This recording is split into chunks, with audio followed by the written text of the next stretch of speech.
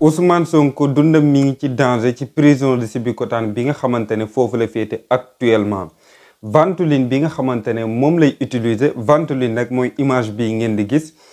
en général ñi nga xamante ne ñoo asma ñoo koy yore bi nga xamante ne nag spécialement moom moo ko moom Macky Sall ak Antoine dañoo lànk na duñ ko jox dem wuti yeneen ñëw indil ko Ousmane Sonko lànk ba tëdd ci suuf ne yi ngeen ma andil duma ko laal sama bos moom laay jëfandikoo mu nekk problème boo xamante ne mën naa ne bu compliqué la lii ma fi jot a wax yëpp mu nekk ay kàddu yoo xamante ne coordinateur du parti Pastef à Touba muy Serigne Cheikh Thioro Mbacké moo ko yëkkati li nga xamante ne moom lay woo nag ñi nga xamante ne ñoo di patriotes yi mooy l'heure est grave nañu résister taxaw ngir génn suñu leader ci xat-xat yi nga xamante ne ci la nekk